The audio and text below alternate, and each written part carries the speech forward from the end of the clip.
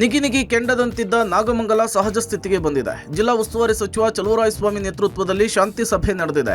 ಮಾಧ್ಯಮದವರಿಗೆ ನಿರ್ಬಂಧ ಹೇರಲಾಯಿತು. ಬದ್ರಿಕೊಪ್ಪಲು ಗ್ರಾಮಸ್ಥರು ಹಾನಿಗೊಳಗಾದ ಅಂಗಡಿ ಮಾಲೀಕರಿಗೂ ಸಭೆಗೆ ಆಹ್ವಾನ ಇರಲಿಲ್ಲ. ಸಭೆಯಲ್ಲಿ ಜಿಲ್ಲಾಧಿಕಾರಿ ಡಾಕ್ಟರ್ ಕುಮಾರ್, ಮಂಡ್ಯ ಎಸ್ಪಿ ಮಲ್ಲಿಕಾರ್ಜುನ್ ಬಾಲದಂಡಿ ಸೇರಿ ಹಲವು ಅಧಿಕಾರಿಗಳು, 2 ಕೋಮಿನ ಮುಖಂಡರು, ಸ್ಥಳೀಯರು ಮಾತ್ರ ಭಾಗಿಯಾಗಿದ್ದರು. ಸಭೆಯ ಬಳಿಕ ಮಾತನಾಡಿದ ಸಚಿವ ಚಲುವರಾಯಸ್ವಾಮಿ, ನಾಗಮಂಗಲದಲ್ಲಿ ನಡೆದ ಘಟನೆ ಕೆಟ್ಟ ಘಳಿಗೆ, ನಾಳೆಯಿಂದ ಗಣಪತಿ ಉತ್ಸವ ಆರಂಭವಾಗಲಿದೆ ಅಂತ ತಿಳಿಸಿದರು. ಈ ವಿಚಾರದಲ್ಲಿ ರಾಜಕೀಯ ಬೇಡ ಅಂತೇಳಿ ಮನವಿ ಮಾಡಿದ್ರು. ಈ ಮಧ್ಯೆ ಸರ್ಕಾರದ ವಿರುದ್ಧ ಮೈತ್ರಿ ಪಕ್ಷದ ಟೀಕೆ ಮುಂದುವರೆದಿದೆ. ಕರ್ನಾಟಕವನ್ನ ಪಾಕಿಸ್ತಾನ ಮಾಡುವುದಕ್ಕೆ ಹೊರಟಿದೆಯಾ ಸರ್ಕಾರ? ಇದು ನಾಚಿಕೆ ಮಾನ ಮರ್ಯಾದೆ ಇಲ್ಲದೆ ಇರುವಂತಹ ಸರ್ಕಾರ. ಮಂಡ್ಯ ಎಸ್ಪಿ ಗೃಹ ಸಚಿವರಿಗೆ ಏನಾಗಿದೆ? ಜೋಶಿ ಪ್ರಶ್ನಿಸಿದ್ರು. ಮಸೀದಿಗೆ ಕಲ್ಲು ತೂರಿಲ್ಲ, ತಲವಾರ್ ಝಳಪಿಸಿಲ್ಲ, ಕಲ್ಲು ತೂರಿ ಪೆಟ್ರೋಲ್ ಬಾಂಬ್ ಹಾಕಿದ್ದು ಮತಾಂಧರು. ಸರ್ಕಾರ ಗಣೇಶ ಕೂರಿಸಿದವರ ಮೇಲೆಯೇ ಕೇಸ್ ಹಾಕಿದ್ದಕ್ಕೆ ನಾಚಿಕೆ ಆಗಬೇಕು ಅಂತೇಳಿ ಸರ್ಕಾರದ ವಿರುದ್ಧ ಸಿಟಿ ರವಿ ಗುಡುಗಿದ್ರು. ನಾಳೆ ಗಣಪತಿ ಬಿಡಲಿಕ್ಕೆ ಎಲ್ರಿಗೂ ಸಹ ಬಿಡೋಕ್ಕೆ ಎಷ್ಟು ಸಾಧ್ಯನೋ, ಎಷ್ಟು ತಯಾರಿರ್ತಾರೋ ಅವ್ರು ಬಿಡಲಿ.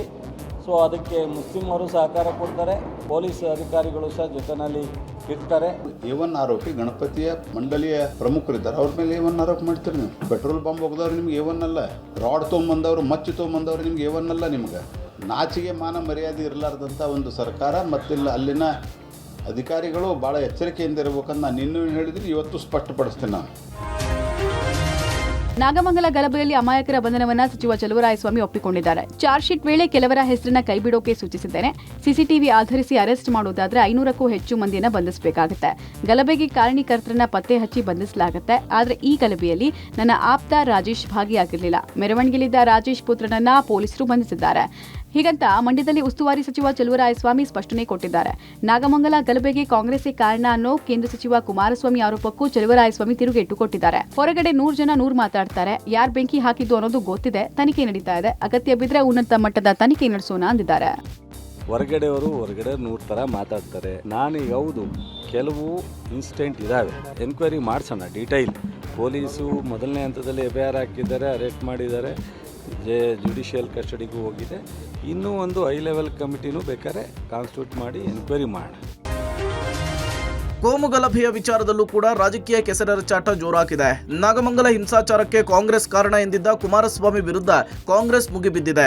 ರಾಜ್ಯಕ್ಕೆ ಬಂದು ಕುಮಾರಸ್ವಾಮಿಯೇ ಗಲಭೆ ಮಾಡಿಸಿರಬಹುದು ಅಂತೇಳಿ ಮಾಜಿ ಸಂಸದ DK ಸುರೇಶ್ ಆರೋಪಿಸಿದ್ದಾರೆ. ಇದಕ್ಕೆ ಕೇಂದ್ರ ಸಚಿವ ಕುಮಾರಸ್ವಾಮಿ ತಿರುಗೇಟು ಕೊಟ್ಟಿದ್ದು, DK ಸುರೇಶ್ ಬ್ಯಾಕ್ಗ್ರೌಂಡ್ ಎಲ್ಲರಿಗೂ ಗೊತ್ತಿದೆ, ಅವರಿಂದ ನಾನು ಸರ್ಟಿಫಿಕೇಟ್ ತೆಗೆದುಕೊಳ್ಬೇಕಿಲ್ಲ ಅಂತೇಳಿ ವಾಗ್ದಾಳಿ ನಡೆಸಿದ್ದಾರೆ. ಅಣ್ಣ ತಮ್ಮಂದಿರು ಯಾವ ಮಾರ್ಗದಲ್ಲಿ ಬಂದಿದ್ದಾರೆ, ಯಾವಾಗ ಯಾರಿಗೆ ಧಮಕಿ ಹಾಕ್ತಾರೆ, ಯಾರ ಆಸ್ತಿಗಳನ್ನ ಲೂಟಿ ಮಾಡ್ತಾರೆ, ಇದೆಲ್ಲ ಜಗಜ್ಜಾಹೀರಾಗಿದೆ. ಅಂಥವರಿಗೆ ನಾನು ಉತ್ತರ ಕೊಡಬೇಕಾ ಅಂತೇಳಿ DK ಸುರೇಶ್ಗೆ ಕೌಂಟರ್ ಕೊಟ್ಟಿದ್ದಾರೆ. HDK ದೊಡ್ಡವರು ಅಂತೇಳಿ ಚಲುವರಾಯಸ್ವಾಮಿ ಲೇವಡಿ ಆಡಿದ್ದಾರೆ. ಕುಮಾರಸ್ವಾಮಿ ಅವರು ಮಾಡಿಸಿರ್ಬೋದು, ಕುಮಾರಸ್ವಾಮಿ ಅವರ ನಿರ್ದೇಶನದ ಮೇಲೂ ಆಗಿರ್ಬೋದು. ಕುಮಾರಸ್ವಾಮಿ ಅವರು ಇಲ್ಲಿ ಅಶಾಂತಿ ಮೂಡಿಸಬೇಕು ಅಂತಕ್ಕಂಥ ಭಾವನೆಯಿಂದ ಪ್ರತಿ ವಾರ ಬಂದು ಏನಾರ ಹೇಳಿಕೆ ಕೊಟ್ಟು ಹೋಗ್ತಾ ಇರ್ತಾರೆ. DK ಸುರೇಶ್ ಅವರ ಬ್ಯಾಕ್ ಗ್ರೌಂಡ್ ಅವರು ಬಂದಂತ ಮಾರ್ಗವೇ ಎಲ್ಲರಿಗೂ ಜಗಜ್ಜಾಹಿರ. ಅಣ್ಣ ತಮ್ಮಂದರು ಯಾವ ಮಾರ್ಗದಲ್ಲಿ ಬಂದಿದ್ದಾರೆ, ಯಾರ್ಯಾರಿಗೆ ಯಾವ್ಯಾವಾಗ ಧಮಕಿ ಹಾಕಿ ಯಾರ್ಯಾರ ಆಸ್ತಿಗಳನ್ನ ಲೂಟಿ ಮಾಡ್ತಾರೆ, ಇದೆಲ್ಲ ಜಗಜ್ಜಾಹಿರ. ಅಂಥವ್ರಿಗೆ ನಾನು ಹೇಳಿಕೆ ಕೊಡಬೇಕಾ? 3 ತಿಂಗಳ ಹಿಂದಷ್ಟೇ ನಂದಿನಿ ಹಾಲಿನ ದರವನ್ನು ಹೆಚ್ಚಿಸಿದ್ದ ರಾಜ್ಯ ಸರ್ಕಾರ ಮತ್ತೆ ನಂದಿನಿ ಹಾಲಿನ ದರವನ್ನು ಹೆಚ್ಚಿಸಲು ಮುಂದಾಗಿದೆ. ಈ ವಿಚಾರವಾಗಿ ರಾಜಕೀಯ ನಾಯಕರ ಮಧ್ಯೆ ಜಟಾಪಟಿ ಜೋರಾಗಿದೆ. ಮಿಲ್ಕ್ ರೇಟ್ ಹೆಚ್ಚಳ ಪ್ರಸ್ತಾವನೆಗೆ ಸಿಎಂ ಸಿದ್ದರಾಮಯ್ಯ ಸ್ಪಷ್ಟನೆ ಕೊಟ್ಟಿದ್ದಾರೆ. ದರ ಏರಿಕೆ ಮಾಡಿದ ಕೂಡಲೇ ಬಿಜೆಪಿಯವರು ಗಲಾಟೆ ಮಾಡ್ತಾರೆ. ಹೈನುಗಾರರು ಬದುಕೋದು ಬೇಡವೆ ಅಂತ ಪ್ರಶ್ನೆ ಮಾಡಿದ್ದಾರೆ. ಹಾಲಿನ ಉತ್ಪಾದನೆ ಎಷ್ಟು ಕಷ್ಟದ ಕೆಲಸ, ರೈತರೇ ಬಿಜೆಪಿಯವರಿಗೆ ನೀವೇ ಹೇಳಿ ಅಂತ ಸಿಎಂ ಟ್ವೀಟಿಸಿದ್ದಾರೆ. ಹೆಚ್ಚಳವಾಗುವ ಹಾಲಿನ ದರವನ್ನು ರೈತರಿಗೆ ಕೊಡ್ತಾರೋ ಇಲ್ವೋ ಅನ್ನೋದೇ ಡೌಟ್. ಕರ್ನಾಟಕ ಸರ್ಕಾರ ದಿವಾಳಿ ಎದ್ದು ಹೋಗಿದೆ ಅಂತ ಕೇಂದ್ರ ಸಚಿವ ಪ್ರಹ್ಲಾದ್ ಜೋಶಿ ಕಿಡಿಕಾರಿದ್ದಾರೆ.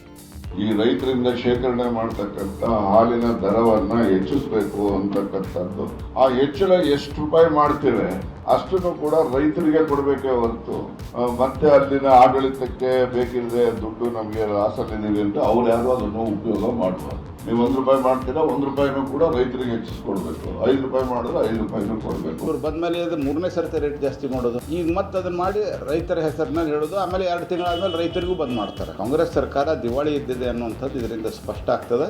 ಬೆಲೆ ಏರಿಕೆ ಮಾಡಿ ರೈತನಿಗೆ ಕೊಡ್ತೀವಿ ಅಂತ ಹೇಳ್ತಾ ಇದ್ದೀರಲ್ಲ ದುಡ್ಡನ್ನ, ಈಗ ಯಾವ್ಯಾವ ಜಿಲ್ಲೆನಲ್ಲಿ ಎಷ್ಟೆಷ್ಟು ಹಣ ಕಡಿತ ಮಾಡಿದ್ರೆ ರೈತನಿಗೆ ಕೊಡೋದನ್ನ ಪಟ್ಟಿ ಇಲ್ವ ನಿಮ್ಮ ಹತ್ರ?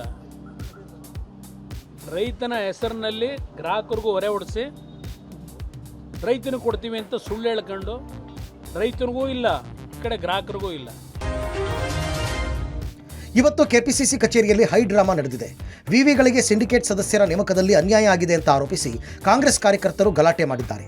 ಸಚಿವರ ವಿರುದ್ಧ ತೀವ್ರ ಆಕ್ರೋಶ ವ್ಯಕ್ತಪಡಿಸಿದ್ದಾರೆ. ಆರ್ಎಸ್ಎಸ್ ಬಿಜೆಪಿ ಸದಸ್ಯರಿಗೆ ಮಣೆ ಹಾಕಲಾಗಿದೆ ಅಂತ ಉನ್ನತ ಶಿಕ್ಷಣ ಸಚಿವ ಎಂಸಿ ಸುಧಾಕರ್ ಮಧು ಬಂಗಾರಪ್ಪ ವಿರುದ್ಧ ಕಿಡಿಕಾರಿದ್ದಾರೆ. ಕಾರ್ಯಕರ್ತರ ಅಹವಾಲು ಆಲಿಸಲು ಕೆಪಿಸಿಸಿ ಕಚೇರಿಗೆ ಸಚಿವರು ಬಂದಿದ್ದರು. ಈ ವೇಳೆ ಗಲಾಟೆ ಆಗಿದೆ. ಈ ವೇಳೆ ಕಾರ್ಯಕರ್ತರನ್ನ ಸಮಾಧಾನಪಡಿಸಲು ಸಚಿವರು ಮುಂದಾಗಿದ್ದಾರೆ. ನಾವು ಯಾವ ನೇಮಕಾತಿಯನ್ನು ನೇರವಾಗಿ ಮಾಡಿಲ್ಲ, ಮುಖ್ಯಮಂತ್ರಿಗಳ ಕಚೇರಿಯ ವಿವೇಚನೆಯ ಮೇಲೆಯೇ ತೀರ್ಮಾನ ಮಾಡಲಾಗಿದೆ ಅಂತ ಸಮಜಾಯಿಷಿ ಕೊಟ್ಟಿದ್ದಾರೆ. ಇಷ್ಟಕ್ಕೂ ಸುಮ್ಮನಾಗದ ಕಾರ್ಯಕರ್ತರು ಮೇಜು ಕುಟ್ಟಿ ಆಕ್ರೋಶ ವ್ಯಕ್ತಪಡಿಸಿದ್ದಾರೆ. RSS ಬಿಜೆಪಿ ಸಿಂಪಥೈಸರ್ಸು ಅನ್ನೋದಕ್ಕಿಂತ ಕೆಲವು ವಿಶ್ವವಿದ್ಯಾಲಯಗಳಲ್ಲಿ ಸಾಹಿತಿಗಳು ಸಾಹಿತ್ಯ ಕ್ಷೇತ್ರದಲ್ಲಿ ಮತ್ತು ಶಿಕ್ಷಣ ಕ್ಷೇತ್ರದಲ್ಲಿ ಇರ್ತಕ್ಕಂಥವ್ರಿಗೆ ಕೆಲವು ವಿಶ್ವವಿದ್ಯಾಲಯಗಳಲ್ಲಿ ಅವಕಾಶವನ್ನು ಮಾಡಿಕೊಟ್ಟಿದ್ದಾರೆ. ಹಳೆ ಇದನ್ನು ಕೆಲವು ಕಡೆಗೆ ತೆಗಿಯೋಕ್ಕೆ ಬರೋದಿಲ್ಲ. ದೇ ಥಿಂಕ್ ನಾವು ಮಾಡಿಬಿಟ್ಟಿದ್ದೀವಿ ಅಂತ ಹೇಳಿ ಒಂದು ಭಾವನೆ ಬರುತ್ತೆ. ತೆಗೆಯೋದಕ್ಕೂ ಒಂದು ಪ್ರೋಸೆಸ್ ಇದೆ. ಹೊಟ್ಟೆ ತುಂಬ ಊಟ ಕೊಡುವಂತೆ ಸರ್ಕಾರಕ್ಕೆ ವಸತಿ ಶಾಲೆಯ ವಿದ್ಯಾರ್ಥಿನಿಯರು ಆಗ್ರಹಿಸಿದ್ದಾರೆ. ಮೈಸೂರು ಜಿಲ್ಲೆ HD ಕೋಟೆ ಪಟ್ಟಣದ ಕಸ್ತೂರಬಾ ಗಾಂಧಿ ವಸತಿ ನಿಲಯದಲ್ಲಿ ಕಳೆದ 15 ದಿನಗಳಿಂದ ಅರೆಹೊಟ್ಟೆಯಲ್ಲೇ ವಿದ್ಯಾರ್ಥಿನಿಯರು ದಿನ ದುಡುತ್ತಿದ್ದಾರಂತೆ. 65 ವಿದ್ಯಾರ್ಥಿನಿಯರಿಗೆ ಟೀ ಮಾಡಲು ಕೇವಲ 1 ಲೀಟರ್ ಹಾಲು ನೀಡಲಾಗ್ತಾ ಇದೆ. ಸರಿಯಾದ ರೇಷನ್, ತರಕಾರಿ ಕೂಡ ಕೊಡ್ತಾ ಇಲ್ಲ. ಟೊಮೆಟೊ ಸಾಂಬಾರ್, ಟೊಮೆಟೊ ಬಾತ್ ಬಿಟ್ಟರೆ ಬೇರೇನೂ ಇಲ್ಲ. ಅದು ಹೊಟ್ಟೆ ತುಂಬ ಕೂಡ ಸಿಗ್ತಾ ಇಲ್ಲ. ಸಂಜೆಯ ಸ್ನ್ಯಾಕ್ಸ್, ಕಾಫಿ, ಟೀ ಕೂಡ ಇಲ್ಲ ಅಂತ ವಿದ್ಯಾರ್ಥಿಗಳು ನೋವು ತೋಡಿಕೊಂಡಿದ್ದಾರೆ. ಈ ಬಗ್ಗೆ ಪಬ್ಲಿಕ್ ಟಿವಿಯಲ್ಲಿ ವರದಿ ಪ್ರಸಾರ ಆಗ್ತಾ ಇದ್ದಂತೆ ಶಿಕ್ಷಣ ಇಲಾಖೆ ಎಚ್ಚೆತ್ತುಕೊಂಡಿದೆ. ವಿದ್ಯಾರ್ಥಿನಿಯರ ಸಂಖ್ಯೆಗೆ ಆಗುವಷ್ಟು ಪಡಿತರವನ್ನು ವಸತಿ ಶಾಲೆಗೆ ಸರಬರಾಜು ಮಾಡಲಾಗಿದೆ. ಅಲ್ಲದೆ ಟೆಂಡರ್ದಾರ ಟೆಂಡರ್ ಮುಂದುವರಿಸದೇ ಇದ್ದರೆ ಬೇರೆಯವರಿಗೆ ಟೆಂಡರ್ ನೀಡಲು ಇಲಾಖೆ ತುರ್ತು ತೀರ್ಮಾನ ಕೈಗೊಳ್ಳಲು ಮುಂದಾಗಿದೆ. BEO ಸ್ಥಳಕ್ಕೆ ಭೇಟಿ ನೀಡಿ ಮಾಹಿತಿಯನ್ನು ಪಡೆದಿದ್ದಾರೆ. ಹಾಸ್ಟೆಲ್ದು ಸಮಸ್ಯೆ ನನಗೆ ಗೊತ್ತಾದ ಮೇಲೆ ಟೆಂಡರ್ದಾರ ಜೊತೆ ಮಾತಾಡಿ ಈಗ ಕೂಡಲೇ ರೇಷನ್ ಹಾಕಿ ಮಕ್ಕಳಿಗೆ ಊಟದ ವ್ಯವಸ್ಥೆ ಫಸ್ಟ್ ಮಾಡಿ ಅಂತ ಅವ್ರಿಗೆ ಹೇಳಿದ್ದೆ. ಅವರು ನಿನ್ನೆ ರಾತ್ರಿ ರೇಷನ್ ಹಾಕಿಲ್ಲ, ಇವಾಗ ಎಲ್ಲ ರೇಷನ್ನು ತಂದು ಹಾಕಿದ್ದಾರೆ. ತಂದು ಹಾಕಿ ಈಗ ಮಕ್ಕಳಿಗೆ ಮೆನು ಪ್ರಕಾರ ಇವತ್ತಿಂದ ಊಟ ಕೊಡೋ ವ್ಯವಸ್ಥೆ ನಡೀತಾ ಇದೆ. ಅದಕ್ಕೆ ಟೆಂಡರ್ದಾರನ್ನ ಕರೆಸ್ತಾ ಇದ್ದೀನಿ. ಬಂದ ಮೇಲೆ ಆ ಮಕ್ಕಳಿಗೆ ಏನು ನಿಯಮಾನುಸಾರ ಎಷ್ಟು ಹಾಲು ಕೊಡಬೇಕು, ಸ್ನ್ಯಾಕ್ಸ್ ಕೊಡಬೇಕು ಅನ್ನೋದನ್ನ ಕಂಪಲ್ಸರಿ ಅವ್ರಿಗೆ ಕೊಡೋಂಗೆ ನಾನು ಮಾಡ್ತೀನಿ. ಪ್ರಧಾನಿ ನರೇಂದ್ರ ಮೋದಿ ನಿವಾಸಕ್ಕೆ ಹೊಸ ಅತಿಥಿಯ ಎಂಟ್ರಿ ಆಗಿದೆ. ಲೋಕ ಕಲ್ಯಾಣ ಮಾರ್ಗದ ನಿವಾಸಕ್ಕೆ ಹೊಸ ಸದಸ್ಯರೊಬ್ಬರ ಆಗಮನವಾಗಿದೆ. ದೀಪಜ್ಯೋತಿ ನಿಜವಾಗಿಯೂ ಬಹಳ ಮುದ್ದಾಗಿದ್ದಾಳೆ, ಹೀಗೆಂದು ಪ್ರಧಾನಿ ನರೇಂದ್ರ ಮೋದಿ ಟ್ವೀಟ್ ಮಾಡಿದ್ದಾರೆ. ಪ್ರಧಾನಿ ಮೋದಿ ನಿವಾಸದ ಹಸು ಕರುವಿಗೆ ಜನ್ಮ ನೀಡಿದ್ದನ್ನು ಟ್ವೀಟ್ ಮೂಲಕ ಸಂತಸ ಹಂಚಿಕೊಂಡಿದ್ದಾರೆ. ಕರುವಿನ ಹಣೆಯ ಮೇಲೆ ಬೆಳಕಿನ ಗುರುತು ಇರೋದ್ರಿಂದ ದೀಪಜ್ಯೋತಿ ಅಂತ ನಾಮಕರಣ ಮಾಡಲಾಗಿದೆ. ಕರುವಿಗೆ ಹಾರ, ಶಾಲು ಹಾಕಿ ಪ್ರಧಾನಿ ಮೋದಿ ಮುದ್ದಾಡುತ್ತಿರುವ ದೃಶ್ಯವನ್ನು ಹಂಚಿಕೊಂಡಿದ್ದಾರೆ. ಪುಟಾಣಿ ಕರುವನ್ನು ಎತ್ತುಕೊಂಡು ಓಡಾಡ್ತಾ ಇರುವ ದೃಶ್ಯ ಎಲ್ಲೆಡೆ ವೈರಲ್ ಆಗಿದೆ.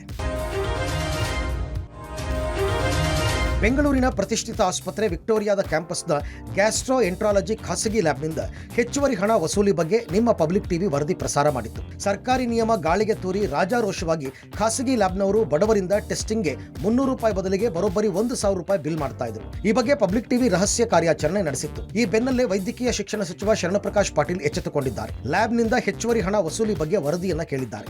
ಆಸ್ಪತ್ರೆಯಲ್ಲಿ ಔಟ್ಸೋರ್ಸ್ ಓಪನ್ ಮಾಡಿರಬಹುದು. ಈ ಬಗ್ಗೆ ಮಾಹಿತಿ ಪಡೆಯುವುದಾಗಿ ಸಚಿವರು ಹೇಳಿದ್ದಾರೆ. ತಪ್ಪಿತಸ್ಥರ ವಿರುದ್ಧ ಕ್ರಮಕ್ಕೂ ಸೂಚಿಸಿದ್ದಾರೆ. ಇಲ್ಲ, ಪ್ರೈವೇಟ್ ಲ್ಯಾಬ್ ಅಂದ್ರೆ ಯಾರೋ ಬಂದಲ್ಲ, ಔಟ್ಸೋರ್ಸ್ ಮಾಡಿರ್ತಾರೆ. ಅದೇನಿದೆ ನಾನು ತಿಳ್ಕೊತೀನಿ ಫಸ್ಟ್. ಯಾವ ಟೆಸ್ಟ್ ಅಲ್ಲ, ಬೇರೆ ಬೇರೆ ಟೆಸ್ಟ್ ಅಲ್ಲೆಲ್ಲ ನಮ್ಮ ಗೌರ್ಮೆಂಟ್ ಹಾಸ್ಪಿಟಲ್ ಎಲ್ಲ ಫ್ರೀ ಆಫ್ ಕಾಸ್ಟ್ ಇರುತ್ತೆ. ಅದಕ್ಕೆ ಮಿನಿಮಮ್ ಇರುತ್ತೆ ಚಾರ್ಜಸ್ಸು. ಮಿನಿಮಮ್ ಚಾರ್ಜಸ್ ಅಲ್ಲಿ ಮಾಡಬೇಕು ಅಂತ ನೀವು ಹೇಳಿ ನನ್ನ ಗಮನಕ್ಕೆ ತಂದಿದ್ರೆ ನಾನು ಚೆಕ್ ಮಾಡ್ತೀನಿ. ರೇಣುಕಾಸ್ವಾಮಿ ಕೊಲೆ ಕೇಸಲ್ಲಿ ಜೈಲು ಸೇರಿದ್ರು ದರ್ಶನ್ಗೆ ಬುದ್ಧಿ ಬಂದಂತೆ ಕಾಣ್ತಾ ಇಲ್ಲ. ಜೈಲಲ್ಲೂ ಪದೇ ಪದೇ ಕಿರಿಕ್ ಮಾಡ್ತಾ ಇದ್ದಾರೆ. ಟಿವಿಗಾಗಿ ಕಿರಿಕಿರಿ ಮಾಡ್ತಾ ಇದ್ದ ದರ್ಶನ್ಗೆ ಜೈಲಧಿಕಾರಿಗಳು ಫುಲ್ ಕ್ಲಾಸ್ ತೆಗೆದುಕೊಂಡಿದ್ದಾರೆ. ಜೈಲಿನಲ್ಲಿ ಇರುವಷ್ಟು ದಿನ ಜೈಲು ನಿಯಮ ಫಾಲೋ ಮಾಡಿ, ಕೈದಿಗಳಿಗೆ ಶಿಕ್ಷೆ ಜೊತೆಗೆ ನಡವಳಿಕೆ ಸರಿಯಾಗುತ್ತೆ ಅಂತ ಕೋರ್ಟ್ ಜೈಲಿಗೆ ಕಳಿಸುತ್ತೆ. ಆದರೆ ನೀವು ಜೈಲಿನ ಶಿಸ್ತನ್ನ ಉಲ್ಲಂಘನೆ ಮಾಡ್ತಾ ಇದ್ದೀರಾ. ಪದೇ ಪದೇ ಸೌಲಭ್ಯಗಳಿಗಾಗಿ ಸಿಬ್ಬಂದಿಗೆ ಕಿರಿಕಿರಿ ಮಾಡ್ತಾ ಇದ್ದೀರಾ. ನಾವು ಕಾನೂನು ಪ್ರಕಾರ ಏನು ಸಾಧ್ಯ ಅಷ್ಟು ಮಾತ್ರ ಕೊಡ್ತೀವಿ. ಹೆಚ್ಚಿನದು ಬೇಕು ಅಂತಂದ್ರೆ ಕೋರ್ಟ್ಗೆ ಅರ್ಜಿ ಹಾಕಿ ಅಂತ ಜಗ್ಗುದಾದನಿಗೆ ಜೈಲರ್ ವಾರ್ನಿಂಗ್ ಕೊಟ್ಟಿದ್ದಾರೆ. ಇನ್ನು ದರ್ಶನ್ ಇಷ್ಟು ದಿನ ಜೈಲಿನಲ್ಲಿ ಕಳೆದದ್ದು ಒಂದು ಲೆಕ್ಕ, ಆದರೆ ಇಂದಿನಿಂದ ಬೇರೆ ಲೆಕ್ಕ. ಯಾಕಂದ್ರೆ ಇಂದಿನಿಂದ 3 ದಿನಗಳ ಕಾಲ ಸಾಲು ರಜೆ ಇದೆ. ರಜೆ ದಿನ ಸಂದರ್ಶಕರ ಭೇಟಿಗೆ ಅವಕಾಶ ಇಲ್ಲ. ಹೀಗಾಗಿ ದರ್ಶನ್ಗೆ ಜೈಲು ವಾಸ ಮತ್ತಷ್ಟು ಕಷ್ಟಕರವಾಗಲಿದೆ. ಬೆಳಗ್ಗೆ 6 ಗಂಟೆಗೆ ಸೆಲ್ ಓಪನ್ ಆದರೆ ಸಂಜೆ 6 ಗಂಟೆಗೆ ಕ್ಲೋಸ್ ಆಗಲಿದೆ. ಪುಸ್ತಕ ಬಿಟ್ಟರೆ ಟಿವಿ ಸೌಲಭ್ಯನೂ ಇಲ್ಲ. ಹೀಗಾಗಿ ದರ್ಶನ್ಗೆ ಮತ್ತಷ್ಟು ಸಜೆ ಆಗಲಿದೆ. ಮತ್ತೊಂದೆಡೆ ದಾಸನಿಗೆ ನಿಜ ಜೈಲಿನ ದರ್ಶನವಾಗ್ತಾ ಇದೆ. ತಾನಿರೋ ಹೈ ಸೆಕ್ಯೂರಿಟಿ ಸೆಲ್ನಲ್ಲಿ ತನ್ನ ಬಟ್ಟೆ ತಾನೇ ವಾಶ್ ಮಾಡಿ ತನ್ನ ಸೆಲ್ಲನ್ನು ನಿತ್ಯ ಪೊರಕೆ ಹಿಡಿದು ಸ್ವಚ್ಛ ಮಾಡಿಕೊಳ್ತಾ ಇದ್ದಾರೆ. ಕೊಲೆ ಆರೋಪಿ ದರ್ಶನ್ಗೆ ಸದ್ಯಕ್ಕೆ ಜಾಮೀನು ಸಿಗುವುದು ಡೌಟ್ ಎನ್ನಲಾಗಿದೆ. ಕಾರಣ ದರ್ಶನ್ಗೆ ತನ್ನ ನಡವಳಿಕೆ ವರ್ತನೆಯೇ ಕಂಟಕ ತಂದೊಡ್ಡಿದೆ. ರಾಜಾತಿಥ್ಯದ ಫೋಟೋ, ವಿಡಿಯೋ ಕಾಲ್ ಜಾಮೀನಿಗೆ ಅಡ್ಡಿಯಾಗುವ ಸಾಧ್ಯತೆ ಇದೆ. ಜೈಲಲ್ಲಿರೋ ದರ್ಶನ್ಗೆ ಯಾವುದೇ ಪಶ್ಚಾತ್ತಾಪದ ಭಾವನೆ ಇಲ್ಲ. ಈಗಾಗಲೇ ಸಾಕ್ಷ್ಯನಾಶಕ್ಕೂ ಯತ್ನಿಸಿದ್ದಾರೆ. ಹೊರಗಡೆ ಬಂದ್ರೆ ಮತ್ತೆ ಪ್ರಭಾವ ಬಳಸಿ ಸಾಕ್ಷ್ಯನಾಶಕ್ಕೆ ಯತ್ನಿಸುತ್ತಾರೆ ಎಂಬ ವಿಚಾರವನ್ನು ಕೋರ್ಟ್ಗೆ ಪೊಲೀಸರು ಮನವರಿಕೆ ಮಾಡಲಿದ್ದಾರೆ. ಸದ್ಯ ಬಳ್ಳಾರಿ ಸೆಂಟ್ರಲ್ ಜೈಲಿನಲ್ಲಿ ಕಂಬಿ ಎಣಿಸ್ತಾ ಇರುವ ದರ್ಶನ್ಗೆ ಜಾಮೀನಿನದ್ದೇ ಚಿಂತೆಯಾಗಿದೆ. 2 ದಿನಗಳ ಹಿಂದೆ ಪತ್ನಿ ವಕೀಲರ ಭೇಟಿ ಮಾಡಿದ್ದಾಗಲೂ ಜಾಮೀನಿನ ಬಗ್ಗೆಯೇ ಹೆಚ್ಚು ಚರ್ಚೆ ನಡೆಸಿದ್ದಾರೆ. ಈ ಮಧ್ಯೆ ಪರಪ್ಪನ ಅಗ್ರಹಾರದಲ್ಲಿ ದರ್ಶನ್ಗೆ ರಾಜಾತಿಥ್ಯ ನೀಡಿದ ಪ್ರಕರಣ ಸಂಬಂಧ ಜೈಲಿನ ಎ, ಬಿ, ಸಿ ಸೆಲ್ನ ಖೈದಿಗಳ ವಿಚಾರಣೆಗೆ ಸಿದ್ಧತೆ ಮಾಡಿಕೊಳ್ಳಲಾಗಿದೆ. 300ಕ್ಕೂ ಹೆಚ್ಚು ಖೈದಿಗಳಿಗೆ ವಿಚಾರಣೆಗೆ ಪೊಲೀಸರು ಮುಂದಾಗಿದ್ದಾರೆ. ಈಗಾಗಲೇ 160 ಆರೋಪಿಗಳ ವಿಚಾರಣೆ ನಡೆಸಿದ್ದಾರೆ. ಫೋಟೋ ತೆಗೆದಿದ್ದು ಯಾರು ಅಂತ ಪತ್ತೆ ಹಚ್ಚಿ ಬಳಿಕ ಪೊಲೀಸರು ಕಂಪ್ಲೀಟ್ ರಿಪೋರ್ಟ್ ನೀಡಲಿದ್ದಾರೆ. ಅತ್ಯಾಚಾರ ಪ್ರಕರಣದಲ್ಲಿ ಪ್ರಜ್ವಲ್ ರೇವಣ್ಣಗೆ ಸೀರಿಯಸ್ ಸಂಕಷ್ಟ ಎದುರಾಗಿದೆ. ಪ್ರಜ್ವಲ್ ವಿರುದ್ಧ ಮತ್ತೊಂದು ಸಾಕ್ಷ್ಯ ಪತ್ತೆಯಾಗಿದೆ. ಕಳೆದ ಅಕ್ಟೋಬರ್ನಲ್ಲಿ ಮದುವೆ ಕಾರ್ಯಕ್ರಮಕ್ಕೆ ಸಂತ್ರಸ್ತೆ ಹೋಗಿದ್ರು. ಅದೇ ಕಾರ್ಯಕ್ರಮಕ್ಕೆ ಬಂದಿದ್ದ ಪ್ರಜ್ವಲ್ ಸಂತ್ರಸ್ತೆಯನ್ನ ತನ್ನ MP ಕ್ವಾರ್ಟರ್ಸ್ಗೆ ಕರೆದೊಯ್ದು ಬಲವಂತವಾಗಿ ಅತ್ಯಾಚಾರ ನಡೆಸಿದ್ರಂತೆ. ಭಯ ಬೀಳಿಸಿ ಅತ್ಯಾಚಾರ ನಡೆಸಿರೋದಾಗಿ ಸಂತ್ರಸ್ತೆ ಆರೋಪಿಸಿದ್ದಾರೆ. ಈ ವೇಳೆ ಸಂತ್ರಸ್ತೆ ಧರಿಸಿದ್ದ ರೇಷ್ಮೆ ಸೀರೆಯನ್ನ SIT ವಶಕ್ಕೆ ಪಡೆದು FSLಗೆ ಕಳುಹಿಸಿ ಪರೀಕ್ಷೆಯನ್ನ ನಡೆಸಿದ್ದು ಅದರಲ್ಲಿ ವೀರ್ಯ ಪತ್ತೆಯಾಗಿದೆ. ಹೀಗಾಗಿ ಪ್ರಜ್ವಲ್ನನ್ನ DNA ಪರೀಕ್ಷೆಗೆ ಒಳಪಡಿಸುವ ಸಾಧ್ಯತೆ ಇದೆ. ವೀರ್ಯ ಪ್ರಜ್ವಲ್ನದ್ದೇ ಅಂತ ಸಾಬೀತಾದರೆ ದೊಡ್ಡ ಸಂಕಷ್ಟ ಕಟ್ಟಿಟ್ಟ ಬುತ್ತಿ. ಇನ್ನು ಮಾಜಿ ಸಂಸದನ ವಿರುದ್ಧ 3ನೇ ರೇಪ್ ಕೇಸ್ ದಾಖಲಾಗಿದೆ. ಜಿಲ್ಲಾ ಪಂಚಾಯತ್ ಮಾಜಿ ಸದಸ್ಯಗೆ ನಿರಂತರವಾಗಿ ಅತ್ಯಾಚಾರ ಎಸಗಿರೋದು ತನಿಖೆಯಲ್ಲಿ ಬಯಲಾಗಿದೆ. ವಿಡಿಯೋ ಕಾಲ್ ಮಾಡಿ ಖಾಸಗಿ ಅಂಗಾಂಗ ತೋರಿಸುವಂತೆ ಬೆದರಿಕೆ ಹಾಕಿದ್ದಾರಂತೆ. ಅಷ್ಟೇ ಅಲ್ಲದೆ ಪ್ರಜ್ವಲ್ ತನ್ನ ಮುಖ ಕಾಣದಂತೆ ವಿಡಿಯೋ ಕಾಲ್ ಮಾಡ್ತಾ ಇದ್ರು ಅಂತ ದೋಷಾರೋಪ ಪಟ್ಟಿಯಲ್ಲಿ SIT ಅಧಿಕಾರಿಗಳು ಉಲ್ಲೇಖಿಸಿದ್ದಾರೆ. ಜೀವಂತ ಇರುವ ವ್ಯಕ್ತಿಗೆ ಡೆತ್ ಸರ್ಟಿಫಿಕೇಟ್ ಕೊಟ್ಟು ಅಧಿಕಾರಿಗಳು ಎಡವಟ್ಟು ಮಾಡಿಕೊಂಡಿರೋ ಘಟನೆ ಧಾರವಾಡ ಜಿಲ್ಲೆ ನವಲಗುಂದದ ರಾಮಲಿಂಗ ಓಣಿಯಲ್ಲಿ ಘಟನೆ ನಡೆದಿದೆ. ಇಮಾಮ್ ಹುಸೇನ್ ಎಂಬುವರ ಸಂಬಂಧಿ ಮೌಲಾ ಸಾಬ್ ಆಗಸ್ಟ್ 21ರಂದು ಇಮಾಮ್ ಸಾವಾಗಿದೆ ಅಂತ ಪುರಸಭೆಗೆ ಅರ್ಜಿ ಸಲ್ಲಿಸಿದ್ದ. ಇದನ್ನ ಪುರಸ್ಕರಿಸಿ ಪುರಸಭೆಯವರು ಮರಣ ಪ್ರಮಾಣ ಪತ್ರ ಕೊಟ್ಟಿದ್ದಾರೆ. ಆದರೆ ಯಾವುದೇ ವ್ಯಕ್ತಿ ಮೃತಪಟ್ಟಾಗ ಸ್ಥಾನಿಕ ಚೌಕಾಶಿ ಮಾಡಿ ಪಂಚರ ಸಹಿ ಪಡೆಯಬೇಕು. ವಿಚಿತ್ರ ಅಂದ್ರೆ ಇವರ ಪ್ರಮಾಣ ಪತ್ರಕ್ಕೆ ಸಹಿ ಮಾಡಿರುವ ಪಂಚರ ಪೈಕಿ ಪುರಸಭೆ ಸದಸ್ಯರೊಬ್ಬರು ಇದ್ದಾರೆ. ಹೀಗಾಗಿ ಇದರಲ್ಲಿ ಗೋಲ್ಮಾಲ್ ನಡೆದಿರುವ ಸಂಶಯ ವ್ಯಕ್ತವಾಗ್ತಾ ಇದೆ. ಈ ಸುದ್ದಿ ಭಾರಿ ಚರ್ಚೆಗೆ ಗ್ರಾಸವಾಗ್ತಾ ಇದ್ದಂತೆ ಪುರಸಭೆ ಅಧಿಕಾರಿಗಳು ಎಚ್ಚೆತ್ತುಕೊಂಡು ಮರಣ ಪ್ರಮಾಣ ಪತ್ರ ವಾಪಸ್ ಪಡೆದು ತನಿಖೆ ಆರಂಭಿಸಿದೆ. ತನಿಖಾ ವರದಿ ಬಂದ ಬಳಿಕ ಕ್ರಮ ತೆಗೆದುಕೊಳ್ಳುವುದಾಗಿ ಜಿಲ್ಲಾಧಿಕಾರಿ ತಿಳಿಸಿದ್ದಾರೆ. ಆದರೆ ಯಾವ ಕಾರಣಕ್ಕೆ ಯಾವ ಉದ್ದೇಶ ಇದೆ ಎಂಬುದು ನಮಗೂ ಕೂಡ ಗೊತ್ತಿಲ್ಲ. ಇದು ಪ್ರಿಲಿಮಿನರಿ ವರದಿನಲ್ಲಿ ಈ ಥರ ಇಶ್ಯೂ ಆಗಿರೋದ್ರ ಬಗ್ಗೆ ನಮಗೆ ಮಾಹಿತಿ ಬಂತು. ಇದರ ಬಗ್ಗೆ ನಾವು ಸಂಬಂಧ ಒಂದು ಅಧಿಕಾರಿಯನ್ನು ನಾವು ನೇಮಕ ಮಾಡಿ ಎನ್ಕ್ವೈರಿ ಮಾಡ್ತೀವಿ. ಸೊ ಅದರಲ್ಲಿ ಏನು ಲೋಪಗಳು ಕಂಡು ಬಂದಿದೆ ಸಂಬಂಧಪಟ್ಟವರ ವಿರುದ್ಧ ನಿಯಮಾನುಸಾರ ಕ್ರಮ ಕೈಗೊಳ್ತೀವಿ.